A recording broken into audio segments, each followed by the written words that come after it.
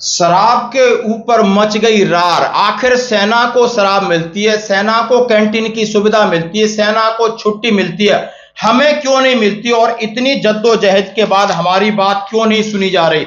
आखिर हमारे साथ इतनी सौतेला व्यवहार क्यों है? हाँ जी दोस्तों, आप देख सकते हो सेना को मिल रही मदरा, मगर हमें क्यों नहीं? सौतेला व्यवहार क्यों? हमारी छुट्टी कम क्यों? हमारी फैसिलिटीज कम क्यों? हमारी सुविधा कम क्यों? और यह केंद्रीय अर्धसैनिक बल एक सीआईएसएफ है जिसको शराब नहीं मिलती, छुट्टी भी कम मिलती है। अब उन्होंने ये मोर्चा खोल दिया। आखिर हमारा कसूर क्या है?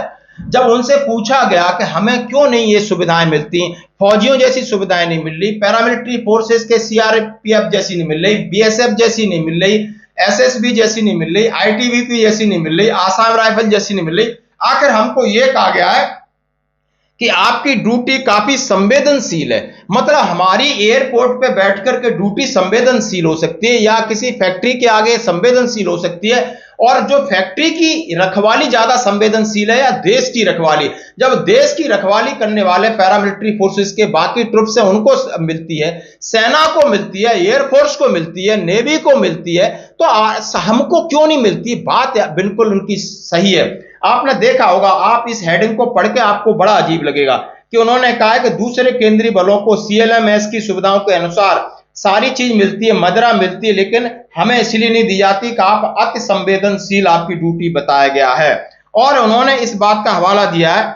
अब इसके बारे में मैं बात कर रहा हूं कि alliance of all ex serviceman forces welfare association के महासचिव रणवीर सिंह ने कहा, यह तो सीआईएसएफ के जवानों के साथ सौतेला व्यवहार है।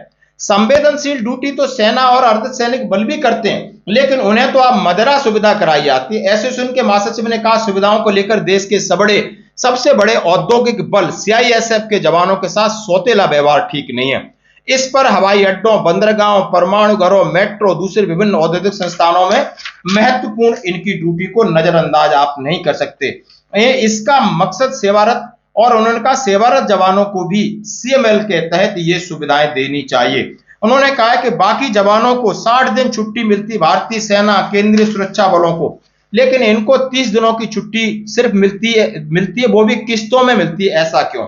कई वर्ष पहले केंद्रीय मंत्री अमित शाह जी ने गृह मंत्री घोषणा की थी कि 100 दिन का अवकाश मिलेगा। वह आदेश अभी तक साकार नहीं हो सका है।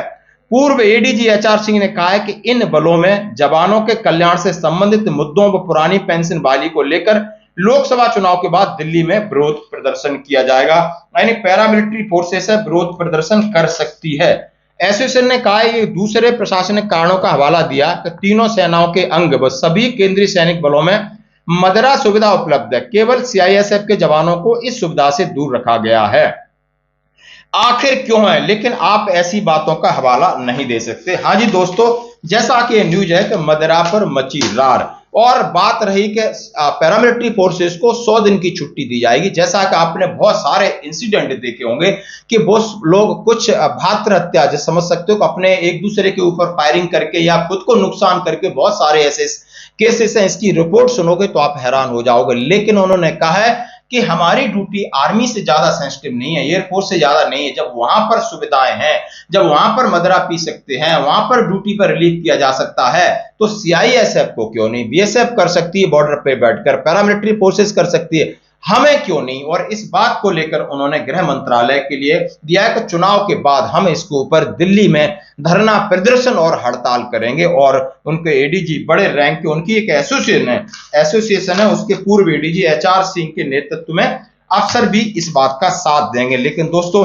इनका साथ अधिकारी देते हैं, इनकी एसोसिएशन है, लेकिन आर्मी की ऐसी कोई एसोसिएशन नहीं है।